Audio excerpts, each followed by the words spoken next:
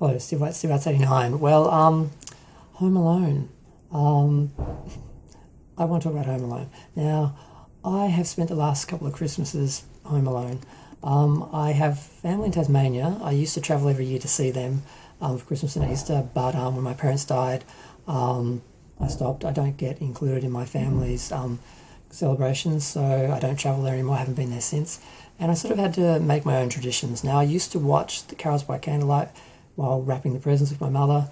Um, Carols by Candlelight is in Melbourne, and I always thought it would be nice to actually go to the concert. So I figured when Mother passed, I would start going to the actual concert. So I started doing that, but then COVID ended that.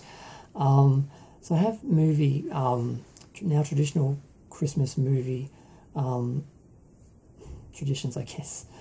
I watch Home Alone 1 and 2 usually on Christmas Day, although I'm rethinking that now because most of the film takes place before Christmas, on Christmas Eve and that.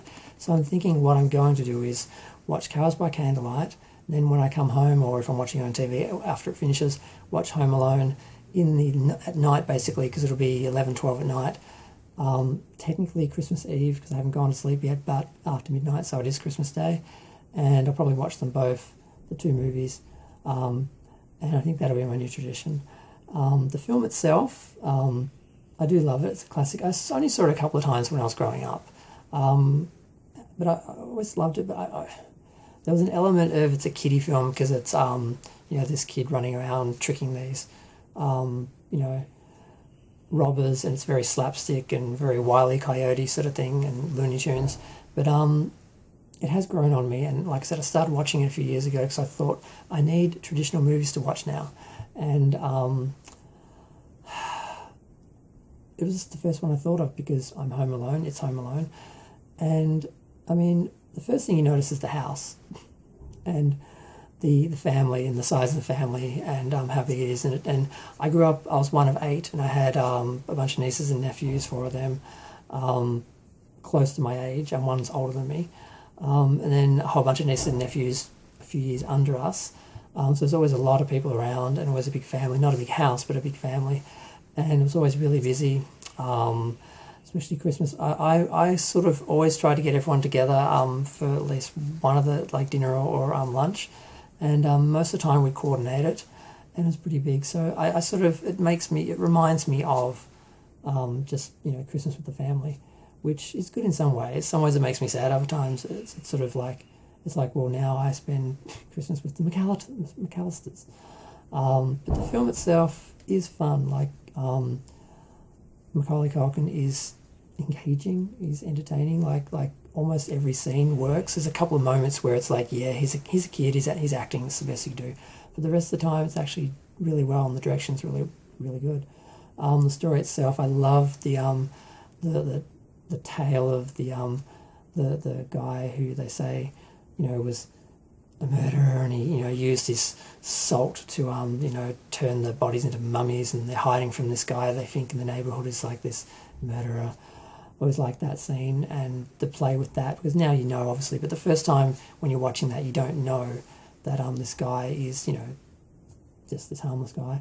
And that's obviously the best part of the film, I think, when, Kevin actually sees that he managed to help this guy decide to reconnect with his family. And that's what it's all about, connection and reconnection, because Kevin sort of has this I'm tired of my family, I don't want you around moment. And he does have a little honeymoon period where he's, running around and loving having the house to himself. As, again, someone from a big family, when I first moved out of home, I loved being alone. I loved not having people around. But then after a while, you do miss it, and you do suddenly want, it's that thing where you want what you don't have. When you're in a big family, you want to be a single child. When you're a single child, you want a big family. When you're alone at Christmas, you want to have a big group of people around you. When you're doing Christmas as a family, a lot of people feel overwhelmed and it's too much, and they just would like to sort of have a quiet Christmas. That wouldn't last very long. They'd probably do that for a year or two, and then they'd want to go back to what they were doing before. Seems to be the way it goes. But so this is just a little video about Christmas traditions and, Home Alone itself. What more can I say about the film? It's fun, it's light, the slapstick is never too much. It doesn't pander too much to be a kid's film or anything like that. all the performances as well. You can watch as an adult, even without the nostalgia factor. If you hadn't seen it before and watched it, I'm sure you'll be able to enjoy it. And yeah, the second one isn't as good, but I love that it's in the city because I grew up in the country, so I always wanted to live in the city. So and New York City was, the best city. So any film that's filmed in New York, I always loved and, can always watch because I still haven't been to New York and I'd love to. But I'm going to go. I don't want this to turn into a 10-minute video.